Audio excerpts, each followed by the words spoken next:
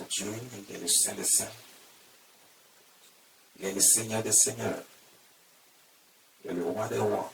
Et le Dieu vivant, miséricordieux, créateur des cieux et de la terre. Et nous disons simplement merci. Merci Seigneur. Merci Seigneur. Merci Seigneur. Écoute, Dieu est là pour toi. Dieu est là pour toi. Tu n'as personne d'autre si ce n'est Dieu. Dieu n'abandonne jamais. Maintenant, tu vas disposer ton cœur maintenant pour recevoir la parole de Dieu. Parce que ce matin, le Saint-Esprit t'annonce une très bonne nouvelle.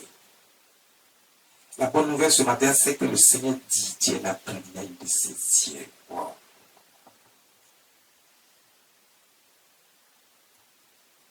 Le Saint-Esprit dit, tu es la prunelle des yeux de notre Dieu Tout-Puissant.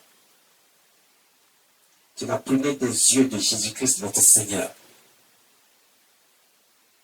Si tu es la prunelle de ses yeux, est-ce qu'il peut permettre qu'il t'arrive un malheur? Si tu es la prunelle des yeux de Dieu, est-ce que Dieu va permettre qu'il t'arrive un malheur? Jamais. Ce matin, nous allons voir qui est réellement la prunelle des yeux de notre Dieu. Beaucoup de gens ont dit, ah, je suis la prunelle de ses yeux. Tout le monde le dit, je suis la prunelle de ses yeux. Mais est-ce que vous savez que pour être la prunelle des yeux de quelqu'un, ça veut dire qu'il y a un certain amour qui lie la personne, les deux personnes. Il y a un lien très fort pour lui. C'est-à-dire que la personne peut faire tout ce qu'il fait. Si quelqu'un dit que tu es la prunelle de mes yeux, ça veut dire que la personne peut faire toutes sortes de sacrifices pour toi. Mais ici, il ne s'agit pas de faire un sacrifice parce que celui qui dit que tu es la prunelle de ses yeux, c'est le Créateur, le Dieu vivant. Donc lui, il n'a pas besoin de faire des sacrifices. Ça veut dire que c'est lui maintenant qui va te délivrer de tout ce qui se trouve comme problème dans ta vie. Si tu es la prunelle de ses yeux, ça veut dire qu'il ne peut pas permettre qu'un malheur t'arrive.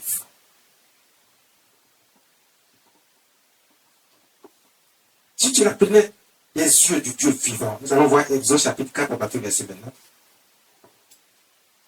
Si tu es la prunelle de ses yeux, mais comment faire pour être la prunelle des yeux de Jésus-Christ notre Seigneur? Comment faire pour être la prunelle des yeux de Dieu? Comment faire pour partie de ceux qui sont privilégiés? Parce que si tu es la prunelle de ses yeux, c'est que tu es privilégié, tu es à part. Tu as de l'importance à ses yeux. Mais comment tu fais pour avoir de l'importance aux yeux de Dieu? Il ne suffit pas que tu sois sa créature parce qu'il t'a créé et que tout le monde dit nous sommes tous enfants de Dieu et puis tout d'un coup, tu deviens la prunelle de ses yeux. Non, un homme, même un homme en tant que tel homme, il peut avoir plusieurs. Tout simplement parce que ce dernier a un comportement qui touche le cœur de son père.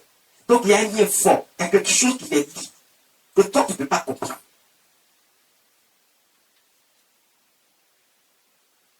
Aujourd'hui, nous allons voir qui peut être considéré comme la prunelle des yeux de Dieu.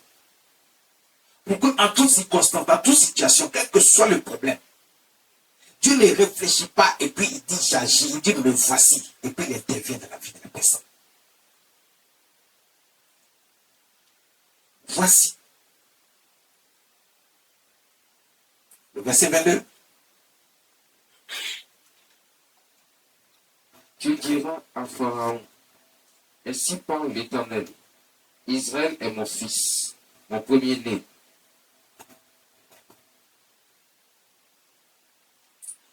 Tu diras à Israël,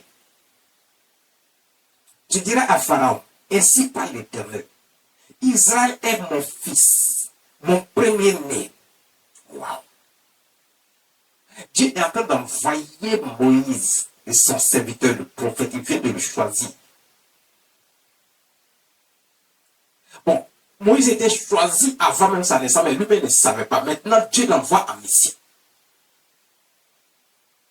Dieu l'envoie en mission, Dieu lui dit, va, tu vas trouver tes frères là-bas, parce que j'ai décidé, j'ai entendu leur cri, j'ai entendu leur lamentation, j'ai vu la souffrance dans laquelle ils sont, parce que Pharaon est en train de malmener mon peuple. Mais il envoie Moïse. Il faut que Moïse ait les arguments qu'il faut pour aller affronter le Pharaon.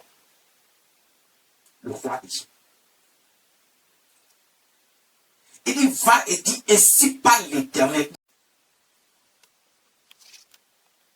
J'ai mis toute puissance en toi. La puissance manifestée du Saint-Esprit. Cette puissance t'emmène devant Pharaon pour que tu puisses faire la démonstration de la puissance du Dieu vivant que je suis. Et je suis avec toi, ne crains rien, va. Et quand tu vas partir, dis ceci à Pharaon. Ainsi parle l'Éternel.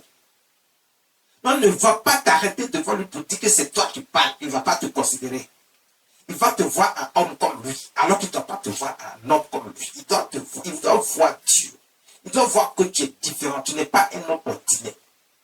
À partir du moment où je t'ai choisi, j'ai mis la puissance du Saint-Esprit sur toi, tu n'es plus un homme ordinaire. Il faut qu'il le sache. Donc, dis ainsi parle l'Éternel. Donc, c'est Dieu qui parle. Écoutez, quand les hommes de Dieu, les soldats de Dieu vous parlent, ils ne parlent pas parce qu'ils ont envie de vous parler, ils parlent parce que Dieu veut qu'ils vous parlent et Dieu a mis quelque chose sur eux pour vous. Pour que vous puissiez recevoir. Et quand Dieu les envoie vers vous, il faut savoir qu'il y a quelque chose qui va se manifester dans votre vie. Quel que soit le problème qui se trouve dans votre vie, ça sera réglé. Regarde, il va partir pour chercher à délivrer son peuple. Il dit à Pharaon, Pharaon a pris en otage le peuple de Dieu. Les Israélites qui étaient en Égypte, ils étaient dans la souffrance parce qu'ils sont devenus nombreux, ils sont devenus prospères. Dieu les avait bénis dans ce pays étranger. C'est comme ça que quand Dieu commence à te bénir, Dieu commence à mettre sa grâce et sa faveur sur toi. Quand l'ennemi voit, l'ennemi veut te faire du mal, te faire descendre pour que tu souffres et que tu ne sois pas heureux. Donc même, il faut en sorte que tu ne puisses même pas voir la gloire que Dieu veut mettre sur ta vie. Pour que ce que Dieu a promis pour toi, là, tu ne puisses même pas voir ça, même de tes yeux. On chercher à te tuer. Ici, le peuple de Dieu était dans la souffrance, dans les lamentations. C'est comme ça que souvent tu es dans la souffrance, dans les lamentations, tu ne sais pas où se trouve la queue ni la tête. Parce que tu as toutes sortes de problèmes et tu es dans les soucis. Tu ne sais pas comment faire pour régler ton problème. Tu cherches la présence des hommes autour de toi pour que chacun puisse venir régler ton problème. Mais ce ne sont pas les hommes qui vont régler ton problème. Aucun homme sur la terre ne peut régler ton problème si c'est Dieu. Parce que la personne vers qui tu t'en vas, Dieu peut enlever la vie à la personne tout de suite et puis tu te rends compte que tu comptais sur cette personne, mais la personne ne peut rien faire pour toi parce que ce que la personne avait, Dieu va enlever ça dans sa vie ou bien Dieu va même enlever sa vie. Et ou bien la personne, Dieu va endurcir son cœur pour que la personne ne puisse pas intervenir dans ta vie et tu vas te retrouver dans une situation où tu ne sais même plus où aller. Mais parce que ton esprit n'est pas sur Dieu, tu ne veux pas te confier à Dieu. Mais pour que Dieu soit avec toi, il faut que toi, tu sois avec Dieu. Le peuple a crié à Dieu. Le peuple n'a pas crié simplement, le peuple ne s'est pas lamenté simplement. Le peuple a dit qu'ils ont besoin de Dieu pour les sauver des mains de Pharaon. C'est comme ça que tu as besoin de Dieu pour te sauver des mains de tes ennemis. Tu as besoin de Dieu pour te sauver des mains de toutes situations difficiles dans ta vie. Mais toi, tu ne sais pas que tu as besoin de Dieu. Quand on te parle de Dieu, même tu es aigri. C'est toi qui vas critiquer les hommes de Dieu. C'est toi qui vas critiquer tous ceux qui parlent de Dieu ou bien de Jésus. Parce que tu es un être humain, mais tu penses que tu es Dieu toi-même. Et tu prends les décisions qui ne vont pas t'arranger parce que ces décisions vont te conduire à ta destruction. Mais l'ennemi, le diable qui est là, qui veut que toi tu sois détruit, qui ne veut pas que tu sois sauvé, va te mener dans une situation où tu n'as même plus d'espoir. Mais Dieu, il t'entend. Parce que tu t'es confié à lui et que tu l'as choisi et que tu dis c'est Dieu qui est mon Dieu. Il dit je suis avec toi. Et il dit va dire à Pharaon, ainsi parle l'Éternel. Israël est mon fils, mon premier-né. Wow. Quand Dieu dit ici Israël est mon fils, mon premier-né, Dieu n'est pas en train de parler d'Israël que vous connaissez en tant que pays qui se trouve quelque part au Moyen-Orient. Dieu est en train de parler du peuple de Dieu. Parce que quand Dieu va donner le nom Israël, c'est Dieu qui va donner ce nom. Il s'adressait à un homme particulier qui s'appelle Jacob. Il a dit que nous sommes les descendants de Jacob. Tous ceux qui vont accepter Dieu dans leur vie, qui vont marcher avec Dieu, sont les descendants de Jacob, d'Abraham et d'Isaac. Il dit, alors je suis le Dieu d'Abraham, je suis le Dieu d'Isaac, je suis le Dieu de Jacob. Et quand il va donner la mission à Jacob, il va dire, désormais tu ne vas plus t'appeler Jacob, tu vas t'appeler Israël.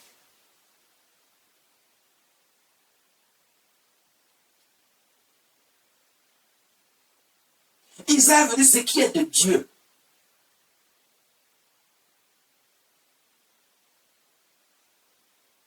Ce qui est de Dieu. Donc quand Dieu parle d'Israël, il parle de son peuple qui lui appartient. Il dit, dis à Pharaon, Israël est mon fils. Donc Dieu est en train de dire, tu es son enfant, tu es son fils, tu es sa fille.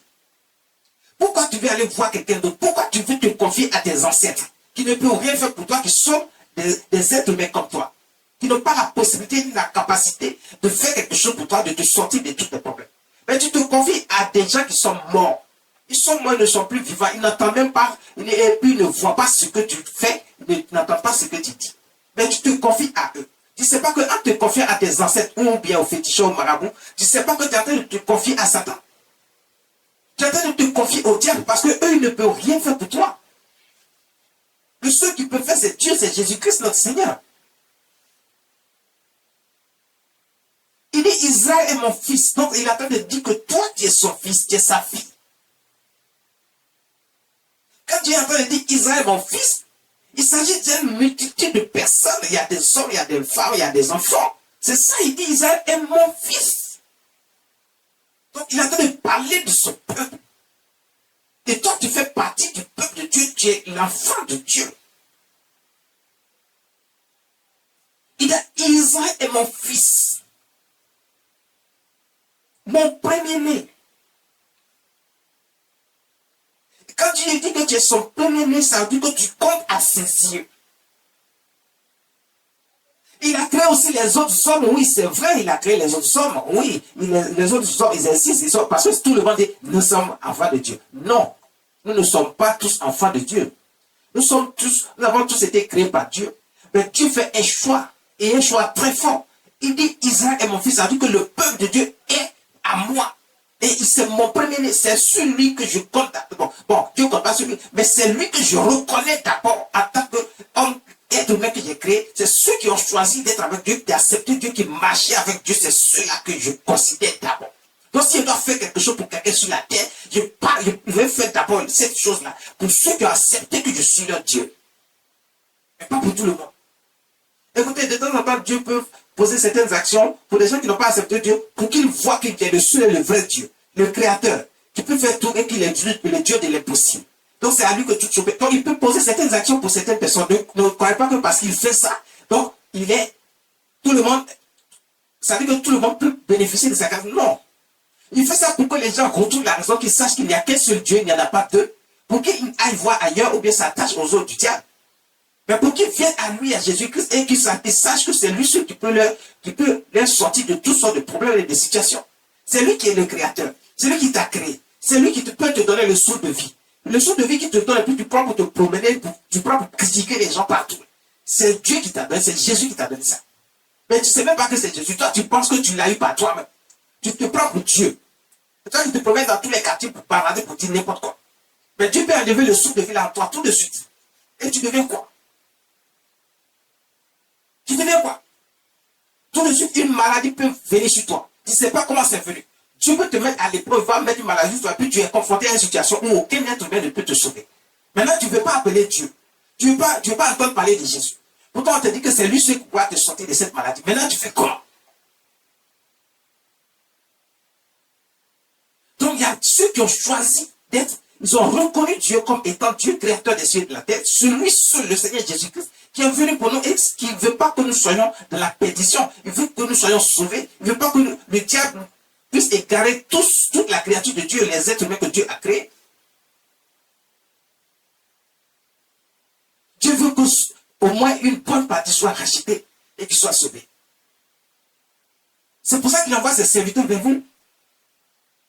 Mais quand c'est comme ça, il faut reconnaître qu'il est Dieu. Lui seul. S'attacher à lui. Et quand tu es confronté à une situation, ne pense pas à autre chose qu'à Dieu. Appelle-le lui seul. Le peuple a appelé Dieu et Dieu a entendu les pleurs, les lamentations. Il a envoyé son serviteur. Il va envoyer un serviteur toujours auprès de vous. Et c'est lui qui va vous orienter, qui va vous guider, en qui Dieu a mis une certaine puissance. Dieu a mis la puissance à Moïse. Il dit, je t'ai donné toutes les armes qu'il faut. J'ai mis toutes sortes de puissances en toi. Tu vas partir vers Pharaon et tu vas faire la démonstration de la puissance de Dieu. Vous êtes un prophète.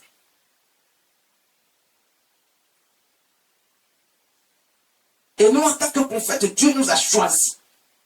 Ce n'est pas ceux qui se sont autoproclamés prophètes, mais ceux qui sont réellement choisis par Dieu. C'est ceux qui Dieu a mis une notion particulière. Ce n'est pas ceux qui ont été fabriqués prophètes, non. Quand Dieu choisissait Moïse en tant que prophète, Dieu parlait bouche à bouche avec Moïse. Personne n'était là. Il sait ce qu'il a mis sur Moïse. Ce n'est pas quelqu'un qui est venu oindre Moïse. C'est Dieu qui l'a oint particulièrement en lui mettant une puissance sur lui pour qu'il puisse manifester la puissance de Dieu dans la vie de son peuple. Et c'est comme ça que Dieu nous a choisis. La même puissance sur nous pour manifester sa puissance dans votre vie. Vous qui êtes le peuple de Dieu. Vous êtes important à ses yeux. Dieu ne veut pas vous voir souffrir. Il va dire, va. Va, tu diras à Pharaon. Ainsi parle l'Éternel. Israël est mon fils, mon premier-né. Ah. Ça veut dire que tu es en train de toucher à quelque chose de très important qui appartient à Dieu. Fais très attention. Dieu fait cette pression pour que Pharaon sache qu'il est en train de faire quelque chose de dangereux. Il ne peut pas toucher à ce qui est important. Il dit, c'est mon premier-né. Tu as touché le premier-né de Dieu. Donc, tu as de l'importance au Dieu de Dieu. Dieu te met parmi ceux qui sont ses premiers-nés. Tu as de l'importance aux yeux de notre Seigneur Jésus-Christ. Si Dieu doit donner, il doit faire son testament et qu'il doit partager ses biens, ça veut dire qu'il te donne d'abord parce que tu es le premier-né. Il dit donc, bon, voici le premier, lui, il doit avoir plus que les autres.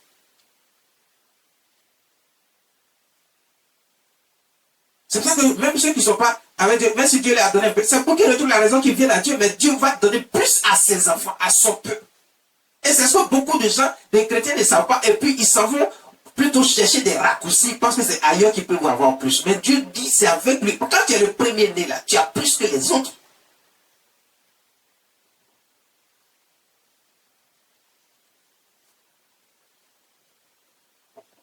Tu as plus que les autres. Tu es privilégié, tu as des faveurs de Dieu.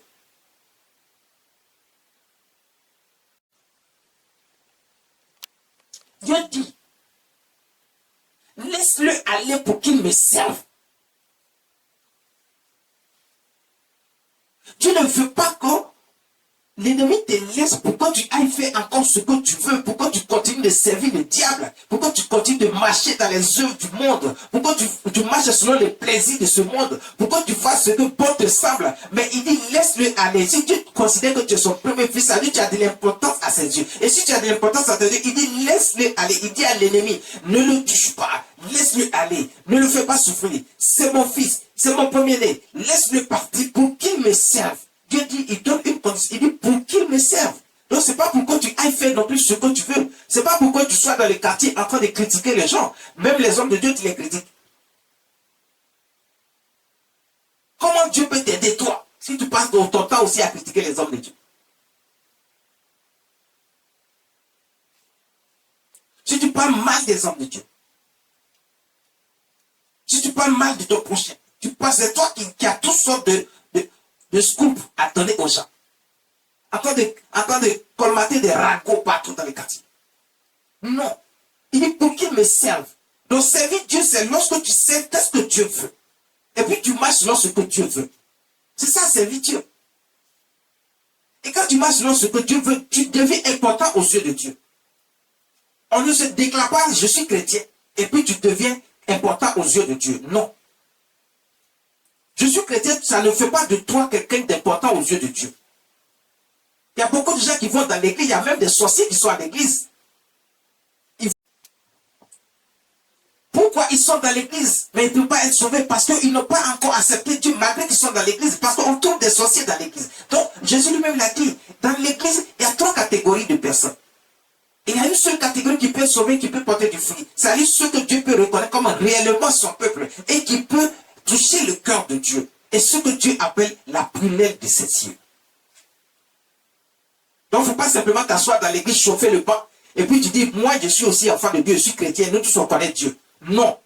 Si toi, tu penses que tu connais Dieu, fais ce que Dieu te dit de faire.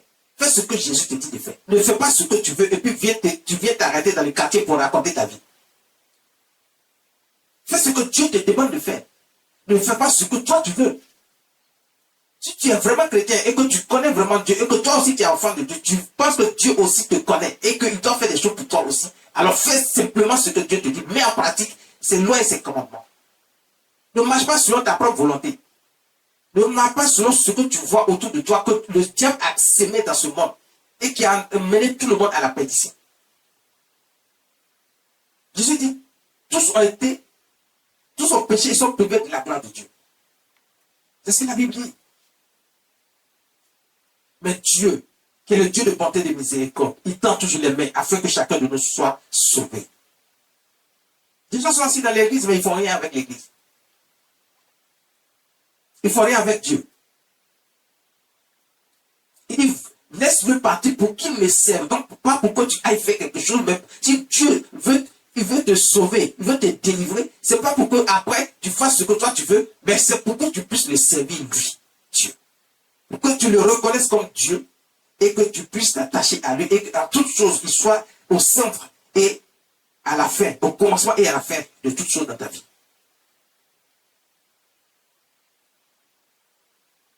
Le livre de Deutéronome chapitre 22, verset 9 à 10. Il dit quoi?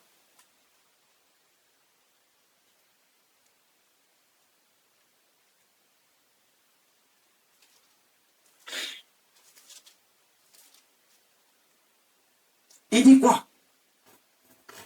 Qu'est-ce que Dieu dit? Deutéronome chapitre 32, verset 9. Car la portion de l'Éternel, c'est son peuple. Jacob est la part de son héritage. La portion de l'Éternel, c'est son peuple. Ce qui est de Dieu, c'est son peuple. Ce qui appartient à Dieu, c'est son peuple. C'est celui qui a choisi, le peuple de Dieu, c'est qui? C'est celui qui a choisi d'être avec Dieu, qui reconnaît Dieu comme étant Dieu, créateur des cieux et de la terre. Celui qui est capable de tout, le Dieu de l'impossible, le Dieu qui peut te délivrer de toute situation, le Dieu qui t'a créé et qui, à cause de lui, toi, tu peux respirer, tu peux vivre, tu peux te lever le matin et puis courir dans les quartiers pour raconter des ragots. C'est ce Dieu-là. Il dit, si tu as accepté, tu deviens son peuple, tu deviens son fils, son premier-né, et tu auras de l'importance à ce Dieu. Il dit, la portion de l'Éternel, c'est son peuple. Jacob est la part de son héritage.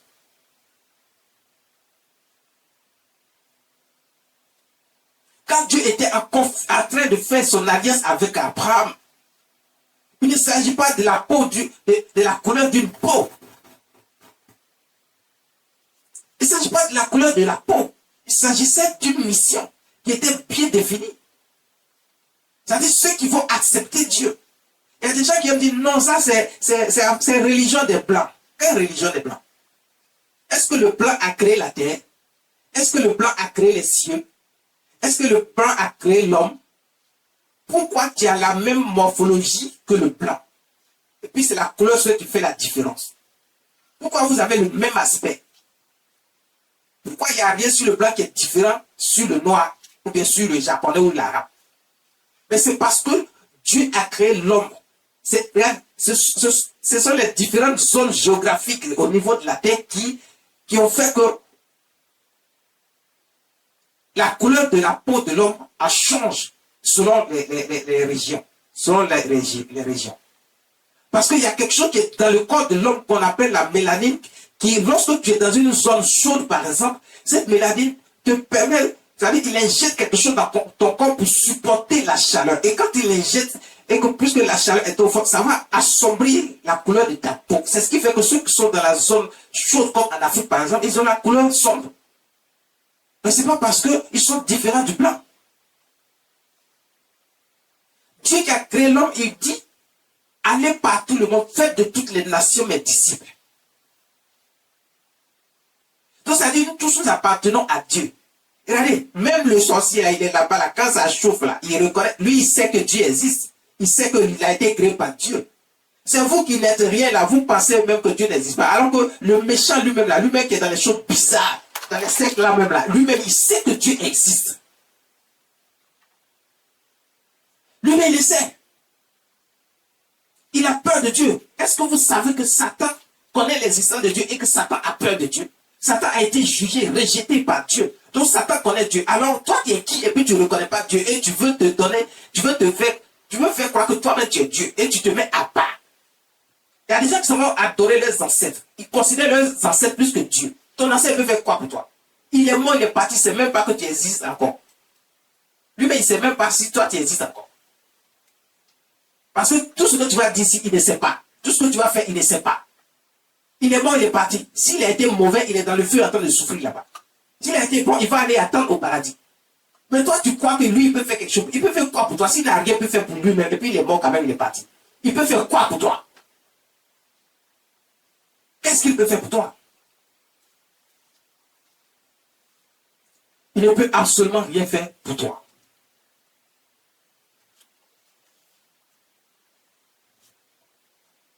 C'est ça la réalité.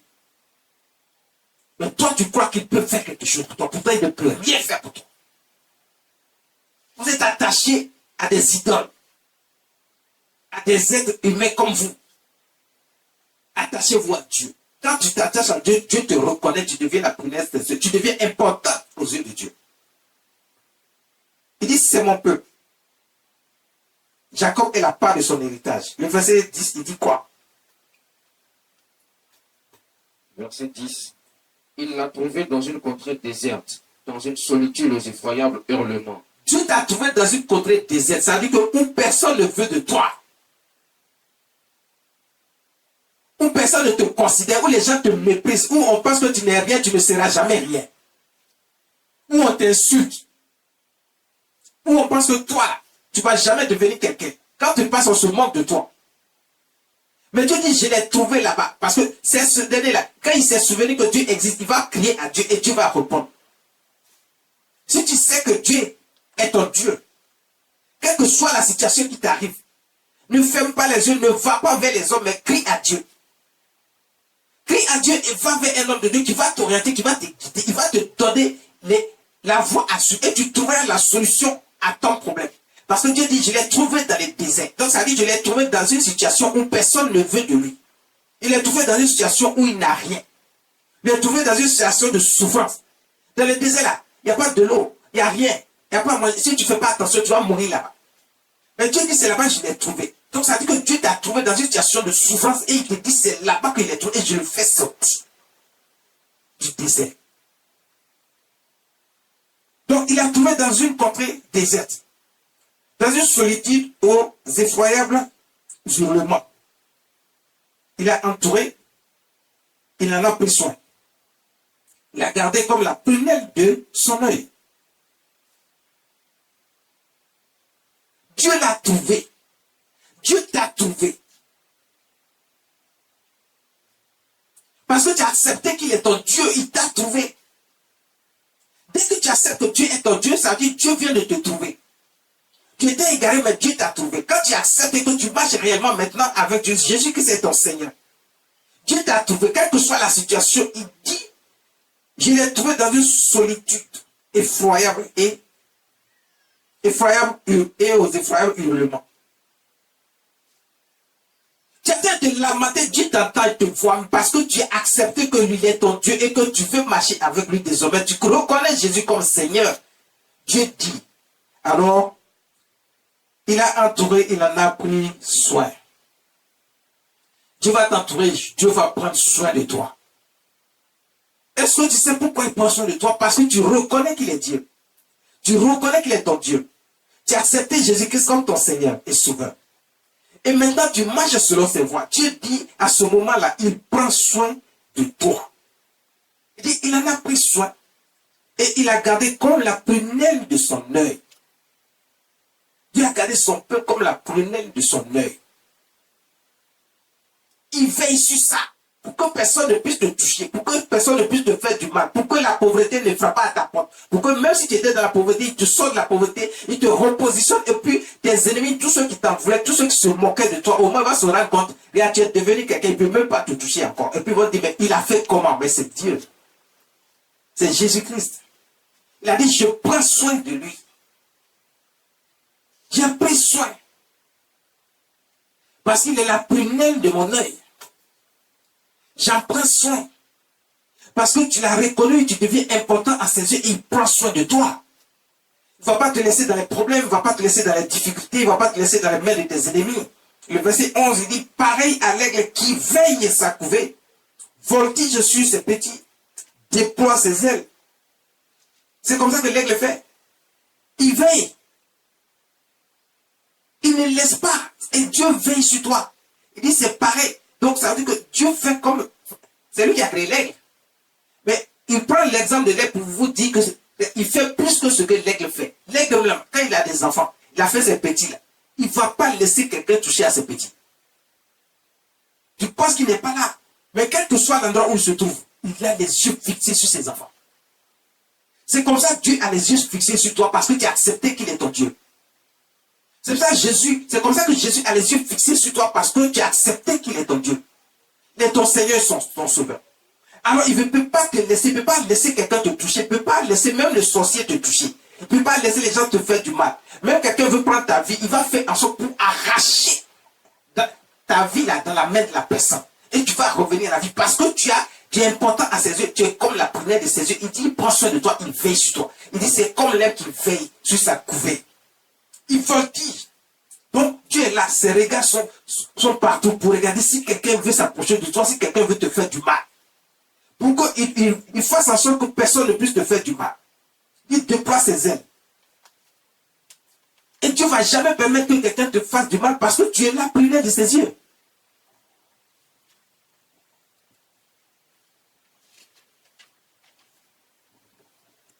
Tu es la prunelle de ses yeux.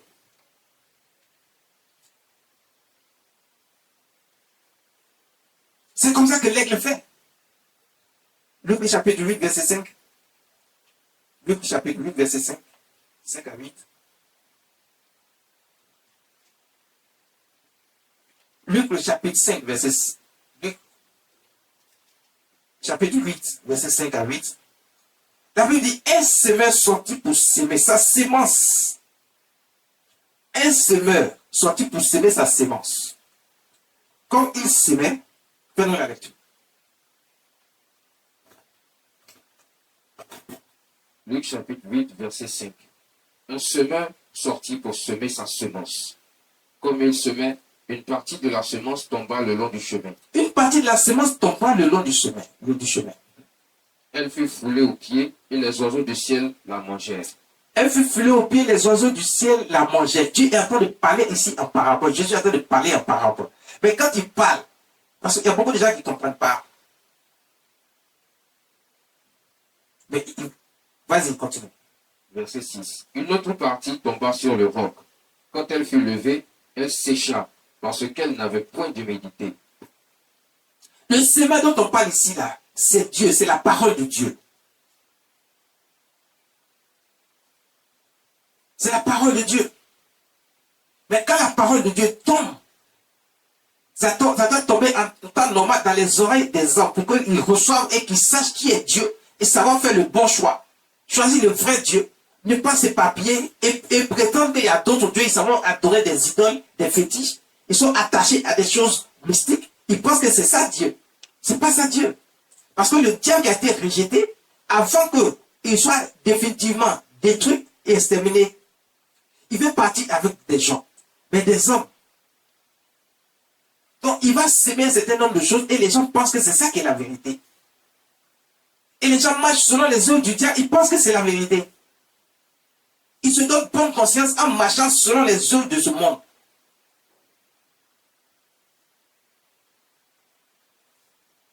Nous sommes dans ce monde, mais ils ne sont pas du monde. On a fait ce qui est juste devant Dieu pour que Dieu nous reconnaisse comme étant son peuple, son fils, son premier-né. Continue. Verset 6. Une autre partie tomba sur le roc. Quand elle fut levée, elle sécha parce qu'elle n'avait point d'humidité. Écoutez, la première partie qui est tombée au bord de la route, là, c'est ceux qui ont reçu la parole de Dieu. Mais ils sont assis dans l'église parce que c'est ce que j'étais en train de vous dire tout à l'heure. Donc Dieu ne reconnaît pas tout le monde comme étant la première de ses yeux. Tu peux être dans l'église, mais Dieu ne va pas te reconnaître. Pourquoi? Parce que toi-même tu es assis dans l'église. Ton esprit n'est pas dans l'église. Tu n'es pas concentré sur ce qui se passe dans l'église. Tu ne fais pas ce que les hommes de Dieu t'enseignent dans l'église pour que tu puisses être sauvé. Même tu es assis même dans l'église parce qu'il y a des sorciers aussi qui vont s'asseoir dans l'église. Donc voici des gens même qui ne sont pas sorciers, qui sont assis dans l'église, ils se disent chrétiens, ils vont chanter ça dans les quartiers, ils vont critiquer les gens qui sont véritablement pieux et chrétiens, qui marchent selon les voies de Dieu, ils vont critiquer même les hommes de Dieu. Et ils sont assis dans l'église, mais voici ce qui va leur arriver. Parce qu'ils ne savent pas qu'ils se créent eux-mêmes des problèmes.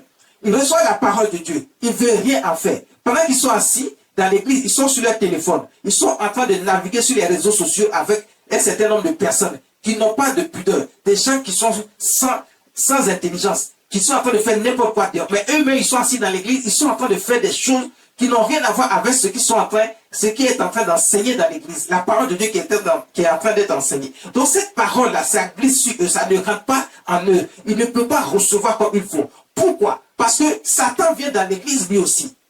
Ce que vous ne savez pas. Il vient et puis il commence à distraire les gens. Il amène certaines personnes à ne pas écouter la parole de Dieu. Il amène certaines personnes à ne même pas recevoir la parole de Dieu. Et puis ils sont là. Quand la parole de Dieu est enseignée, il saisit cette parole, il les fait passer à côté d'eux. Donc c'est pour ça que ces personnes sont distraites, en train de causer avec leurs voisins et leurs voisines, ou ils sont au téléphone, en train de causer avec des gens, ou ils sont sur les réseaux sociaux, même dans l'église. Même dans l'église. Et ceux-là, c'est ceux-là que Satan ne veut pas qu'ils soient sauvés. Donc ils sont dans l'église, là, ils ne seront jamais sauvés. Dieu vous a dit qu'il y a 4 catégories de personnes dans l'église. Donc eux aussi, ils peuvent se prétendre être chrétiens, mais en réalité, ça ne veut rien dire être chrétien. Il faut être enfant de Dieu, reconnu comme son fils et son premier-né. C'est ce que Dieu lui-même dit et c'est ce qui est important. Donc si tu es assis dans l'église, rien ne dit que Dieu te reconnaît comme son fils et son premier-né. Parce que toi, tu n'as pas reçu la parole. Tu ne fais rien avec la parole de Dieu qui est enseignée. Tu permets au diable de prendre cette parole devant toi et de te laisser dans la souffrance parce qu'il ne veut pas que tu sois sauvé. C'est ça la première personne qui a été touchée. Donc la sémence qui tombe au bord de la route, c'est de ça qu'il s'agit. C'est de ça qu'il s'agit. C'est des gens qui ne seront pas sauvés. Donc la deuxième, il a dit quoi? Verset 6. Une autre partie tomba sur le roc. Quand elle fut levée, elle sécha parce qu'elle n'avait point d'humidité. Il y a des gens qui reçoivent la parole de Dieu. Ils sont assis dans l'église, ils reçoivent la parole de Dieu. C'est vrai, ils savent que c'est vrai. Eux-mêmes, ils ont reçu, mais ça est dans leur cœur. Mais ils ne mettent pas ça en pratique. C'est ça. La sémence qui tombe sur le roc, ça veut dire que des gens qui n'ont pas mis la parole de Dieu en pratique, ils ne font rien avec ça. Quand ils sortent de l'église, là, ils s'en vont s'attacher aux choses du monde. Ils font ce qui est du monde. Donc la parole là ne peut pas prendre forme dans leur vie pour que ça puisse avoir de l'effet réel dans leur vie. Ça, c'est ce qui est tombé sur le roc. Ensuite, verset 7. Une autre partie tomba au milieu des épines. Les épines crurent avec elle et l'étouffèrent. Une troisième partie est tombée au milieu des épines. Ça veut dire que cette semence est tombée au milieu des épines. Mais je vous dis que la semence là, c'est la parole de Dieu. Mais si cette parole de Dieu, tu l'as reçue, mais toi, tu vis pas conformément à la parole que tu as reçue. Mais tu vis conformément à ce que le monde qui est autour de toi, qui t'entoure, vit là. Ça veut dire c'est ce que le monde vit, que toi aussi tu vis. Donc la parole ne te sert de rien. Tu as reçu, oui, c'est vrai. Mais tu es attaché au monde. C'est ce que le monde te dit là. Les plaisirs du monde. La débauche, toutes sortes de choses. En fait, tout ce qui ne glorifie pas le nom de Dieu, c'est ça, les épines. Tout ce qui ne glorifie pas le nom de Dieu, ce sont des épines. Les gens sont autour de toi. Ils te font croire que ce qu'ils sont en train de te dire, c'est ce qui est juste. Alors qu'ils sont en train de t'engloutir, de te détruire, et toi-même, tu ne le sais pas. Ils sont comme des épines qui sont autour de toi. Mais qui vont te dévorer. Si tu es entouré d'épines, est-ce que tu peux faire des mouvements? Est-ce que tu peux t'en sortir? Tu ne vas pas t'en sortir. Tu seras déchiré de partout et couvert de sang. Et tu peux en mourir. Il y a des gens qui ont été piqués simplement par des épines, ils sont morts. Donc les ennemis, c'est dangereux. Ça veut dire que les gens qui sont autour de toi, ils sont dangereux et qui ne t'amènent pas à avancer. Ils te font reculer. C'est eux-mêmes qui vont t'enlever à faire de Dieu là dans ton esprit. Parce qu'ils pensent qu'ils sont plus Dieu que Dieu.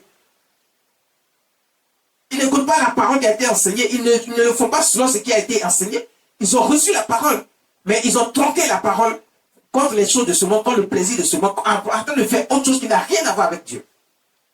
Parce qu'ils sont entourés des gens du monde. Ils font ce que le monde est en train de faire. Ce que Satan a semé, que d'autres personnes qui n'ont pas accepté Dieu sont en train de faire, c'est ce qu'eux aussi font. C'est ça la troisième catégorie. Donc voici des gens, ils sont dans l'église, mais sachez qu'ils ne seront pas sauvés. Donc il y a des choses qu'ils ne peuvent pas avoir. Ils peuvent confronter à beaucoup de difficultés. C'est pour ça que les gens sont dans l'église et puis ils disent, non, mais pourquoi est-ce qu'on est à l'église, mais il y a encore des problèmes? Parce que tu n'as pas encore compris que quand tu es dans l'église, il faut faire ce qui est juste. Il faut marcher réellement et être attaché réellement à Dieu et faire ce qui est juste devant Dieu. Mais il ne faut pas être dans l'église juste pour être pour la forme et puis tu continues de faire ce qui est du monde. Parce que quand tu le fais, Dieu ne peut pas te reconnaître comme son fils et son premier-né. Celui qui a les privilèges et à qui Dieu doit apporter une certaine somme de privilèges.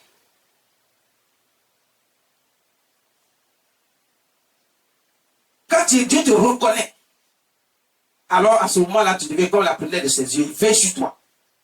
Vous avez vu, beaucoup de gens, ils sont dans l'église, ils sont bénis, ils sont puissamment bénis, ils ont tout ce qu'ils veulent. Il y a des femmes qui sont stériles, qui sont plus stériles, qui ont des enfants maintenant. Il y a des gens qui ne peuvent pas se marier dans leur famille, qui se marient. Il y a des gens qui ne peuvent pas voyager parce qu'à chaque fois, l'ennemi, le sorcier est en train de faire des blocages dans leur vie pour qu'ils ne puissent pas avoir le visa et faire leur voyage tranquillement. Mais quand ils ont donné concrètement leur vie, il y a Dieu qui marche sincèrement avec Dieu, qui font ce qui est juste. Dieu leur permet, parce que quand on libère la prière sur eux, l'onction qui est déclenchée sur leur vie, ils voient le miracle de Dieu dans leur vie. Et puis la main de Dieu, la puissance de Dieu est manifestée dans leur vie. Donc Dieu les reconnaît comme étant fils. Ceux-là, ils portent du fruit. Ils quittent la pauvreté. Quel que soit ce qu'ils vont toucher maintenant, ça va prospérer dans leur main. C'est comme ça que Dieu fait. Et c'est ça la quatrième catégorie. La quatrième catégorie, Dieu dit quoi? Fais-nous la lecture rapidement, la quatrième catégorie du verset 8. Une autre partie tombera dans la bonne terre. Une autre partie tombera dans la bonne terre. C'est ça la bonne terre. C'est ça la bonne terre. Celui qui a accepté réellement. Donc ça dit que dans l'église, il y a 4 catégories de personnes, mais une seule catégorie sera sauvée. Une seule catégorie peut bénéficier des privilèges de Dieu, des faveurs de Dieu, des grâces de Dieu. Ce n'est pas tout le monde. Ce n'est pas parce que tu vas à l'église que tu peux bénéficier si tu ne fais rien avec Dieu. Si tu marches selon toi-même ta propre conviction, et tu continues de faire tes propres œuvres selon toi, ce que tu fais n'a rien à voir avec Dieu. Donc ce n'est pas parce que tu es allé à l'église que tu vas obtenir ce qui vient de Dieu. Tes problèmes vont rester tes problèmes et tu vas en périr. Continue. Quand elle fut levée, elle donna du fruit au centuple. Après avoir ainsi parlé, Jésus dit à haute voix, que celui qui a des oreilles pour entendre, entende. Que celui qui a des oreilles pour entendre, entende. Ça veut dire que ce n'est pas tout le monde qui peut comprendre ce genre de choses. Si tu as des oreilles pour entendre, tu as entendu, mets en pratique et désormais tu verras ta vie changer. Tu verras ta vie changer. Tu verras ta vie changer. Tu feras alors partie des enfants de Dieu, des fils de Dieu, des premiers-nés. Et tu feras partie de son héritage. Alors quand tu crieras son nom, il dira, me voici. C'est comme ça le peuple d'Israël a crié et puis il est parti pour les sauver. Et quel que soit ce qu'il y a dans ta vie, Dieu va enlever tout dans ta vie. Ce fardeau, il va l'enlever. Jésus a fait le sacrifice, l'alliance de sang pour ça. Pour effacer nos péchés. Ne tiens pas compte du fait que tu as beaucoup péché à cause de ça. Dieu, est-ce qu'il va te regarder, mais est-ce qu'il va te pardonner? Il va te pardonner si tu reviens et que tu es sincère. Si tu te repens et que tu te mets sincèrement devant lui, que tu lui confies ta vie, il va effacer tous tes péchés. Le sang a coulé sur la croix pour ça, pour que tu sois sauvé. Maintenant, à toi maintenant d'accepter Dieu et de marcher convenablement selon les œuvres de Dieu. Et tu verras la grâce et la faveur de Dieu dans ta vie. Voici comment Dieu veut qu'on fonctionne. Voici comment Dieu veut qu'on fonctionne.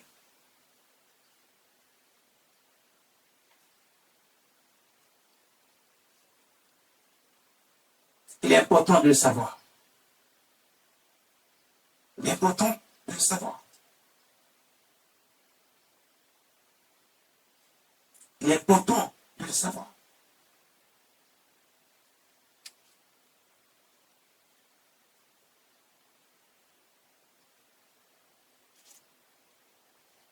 Tu es la prunelle des yeux de Dieu. Arrange-toi pour être parmi ses fils, son premier-né, ceux qu'il reconnaît. Ce passage nous permet aujourd'hui de comprendre que Dieu reconnaît ceux qui ont accepté qu'il est leur Dieu. Dieu ne reconnaît pas simplement celui qui crie dans sa bouche, c'est mon Dieu, je le connais, nous tous on connaît Dieu, on connaît la parole de Dieu. Tu connais la parole de Dieu, mais en pratique. Le Seigneur Jésus a dit, vous dites Seigneur, Seigneur, mais pourquoi on ne fait pas ce que je vous dis de faire? Si tu es vraiment de Dieu, que tu reconnais Jésus-Christ, fais ce que Jésus te dit de faire. Tu deviendras la prunelle de ses yeux.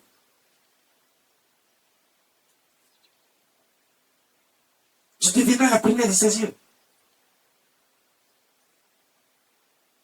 Continue la lecture. Fais la lecture. Parce qu'il y a des gens qui ont dit, nous tous on connaît la parole de Dieu. Non, vous tous on ne connaissez pas la parole de Dieu. Sinon Dieu n'allait jamais envoyer des serviteurs pour vous enseigner la parole de Dieu. Continuez la lecture. Verset 9. Ses disciples lui demandèrent ce que signifiait cette parabole. Les disciples de Jésus vont demander à Jésus, qu'est-ce que signifie cette parabole? Moi je viens de vous expliquer. Mais eux ils n'avaient pas compris. Donc ils ont expliqué. Ils ont demandé à Dieu, à Jésus de leur expliquer. On vient de finir les paraboles. Je vous ai expliqué au fur et à mesure les paraboles que Jésus a dit. Pourquoi moi j'ai pu le faire? Parce que Dieu m'a donné la capacité et la possibilité, par la puissance du Saint-Esprit, de pouvoir vous donner ce qui est caché, les mystères cachés derrière la parole qui est écrite. C'est pour ça que je peux vous enseigner, peux vous expliquer ce qui est là. Ce sont des paraboles. Mais comment j'ai fait pour vous expliquer? Parce que Dieu m'a donné cette puissance-là pour vous expliquer, de voir ce que vous ne pouvez pas voir et que vous n'allez jamais voir. C'est pas parce que tu as la Bible dans la main, Dieu dit oui, méditez le nuit et jour, c'est vrai, c'est important. Mais quand tu finis de méditer là, va trouver l'homme de Dieu, il va t'expliquer. Ne cherche pas à mettre en pratique selon ce qui est écrit simplement parce que tu ne peux pas savoir s'il y a encore des choses qui sont cachées derrière ce que tu viens de lire. On doit t'expliquer pour que tu comprennes réellement. Mais on n'explique pas ça avec un dictionnaire qui a été écrit avec des mains des hommes. Mais on explique ça avec l'Esprit de Dieu. C'est le Saint-Esprit qui nous permet de vous dévoiler les mystères cachés derrière la parole de Dieu qui est écrite dans la Bible. Et c'est ce qui va vous permettre de grandir et de savoir comment marcher. Mais si cette parole-là, même celle-même qui est écrite simplement, vous ne voulez pas recevoir. Comment pouvez vous en sortir? Vas-y, continue.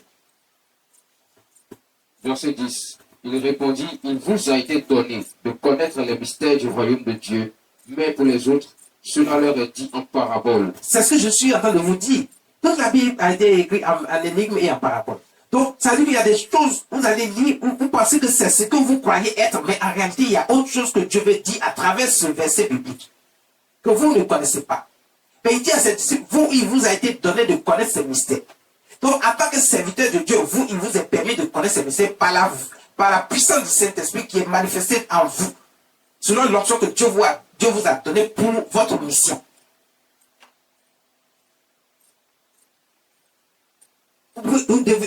Vous avez la possibilité de connaître les mystères et d'enseigner ça un peu, mais pour le peuple, ce n'est pas possible, il ne peut pas connaître ça. C'est ce que Jésus vient de dire. Reprends la partie.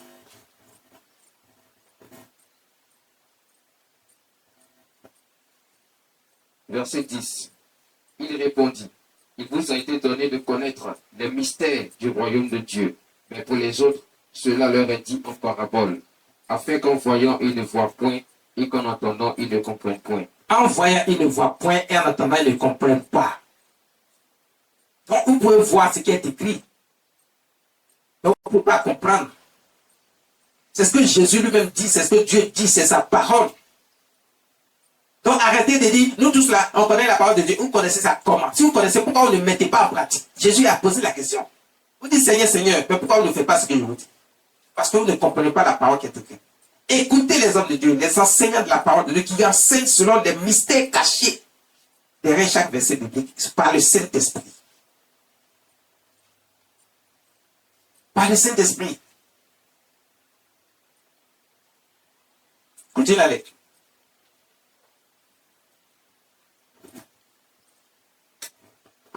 Verset 11. Voici ce que signifie cette parabole. Va rapidement. La semence, c'est la parole de Dieu. Verset 12. Ceux qui sont le long du chemin, ce sont ceux qui entendent. Puis, le diable vient et enlève de leur cœur la parole, de peur qu'ils ne croient et soient sauvés. Est-ce que vous avez entendu? C'est pas ce que je vous ai expliqué en haut. Il a fait d'expliquer ça. Il dit, le diable vient, il enlève ça dans l'esprit pour qu'il ne soit pas sauvé. Le diable ne veut pas que vous soyez sauvés. Et vous êtes attachés au diable. Vous faites ce que le diable veut. Mais vous ne voulez pas faire ce que Dieu veut. Après, maintenant, quand c'est coincé, le diable ne peut rien faire pour vous. Il ne peut pas vous sauver. Non seulement il ne veut pas que vous soyez sauvés, mais lui ne peut pas vous sauver. Il ne peut pas vous aider. Et puis vous êtes coincé. Il est mieux de s'attacher à Dieu, à Jésus-Christ, que de vouloir faire les choses du monde, de s'attacher aux gens du monde et aux choses du monde. Et puis tu ne peux pas être sauvé au moment où tu as le plus besoin. Continue. Verset 13. Ceux qui sont sur le roc, ce sont ceux qui, lorsqu'ils entendent la parole, la reçoivent avec joie, mais ils n'ont point de racine, ils croient pour un temps, et ils succombent au moment de la tentation. Quand les œuvres du monde, puisque je vous ai expliqué en haut là-bas, ils sont plutôt attachés aux choses du monde. Mais quand tu es attaché aux choses du monde, tu seras attaché à la tentation. C'est ce que le monde fait que tu vas vouloir faire. Donc la parole que tu as reçue là, même si tu sais que c'est la parole de Dieu, tu ne vas rien faire avec et ça ne peut pas porter du fruit dans ta vie. Continue. Verset 14. Parce que là encore, même Jésus a été d'expliquer, mais il nous permet encore par le Saint-Esprit, par la vertu du Saint-Esprit, la puissance du Saint-Esprit, de vous expliquer encore autre chose, à travers même ce qu'il vous explique. Vas-y. Ce qui est tombé parmi les épines, ce sont ceux qui avaient entendu la parole, s'en vont et la laissent étouffer par les soucis.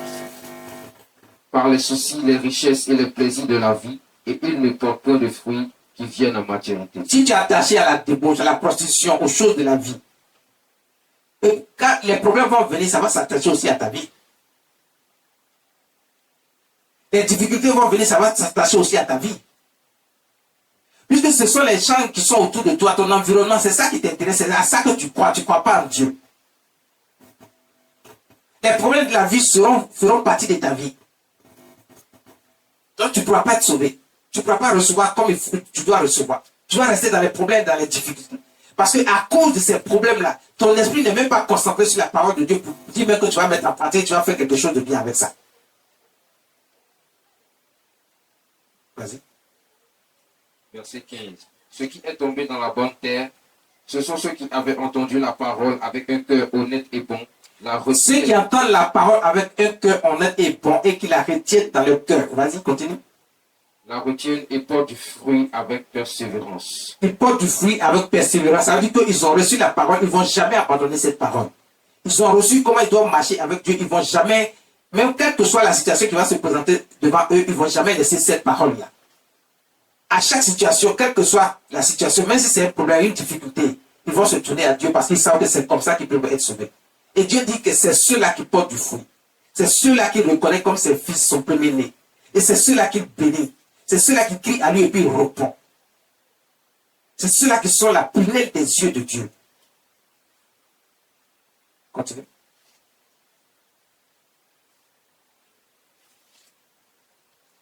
Continue.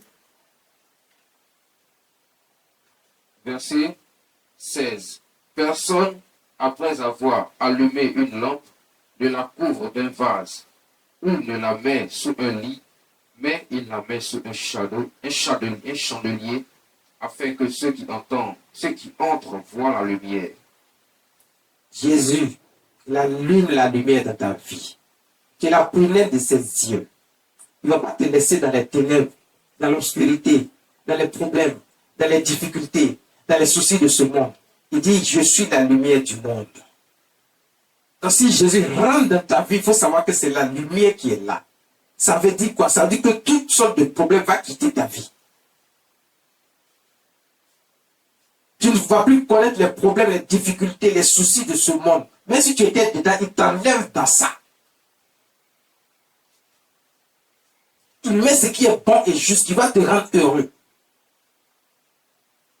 Il dit, j'ai un projet de paix et non de malheur pour vous. Si tu es vraiment attaché à Dieu, tu seras la première de ses yeux. Il va te reconnaître comme son fils, son premier-né. Tu feras partie de son héritage. Et il dit, j'ai un projet de paix et non de malheur. Le projet de paix, c'est lorsque Dieu veut te voir dans le bonheur, de la paix, de la protection, de la sécurité. Que tu puisses enfanter, même si tu es stérile. Il veut te montrer qu'il est un père, un bon, un vrai. Celui qui n'abandonne pas, mais qui veille sur sa couvée comme l'aigle veille sur sa couvée. Tu es la première des yeux de Dieu.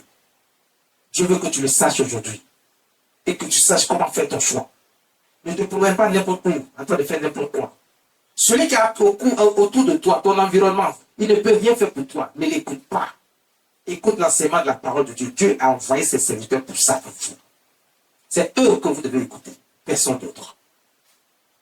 On rend gloire à notre Seigneur Jésus-Christ. On rend gloire à notre Seigneur Jésus-Christ.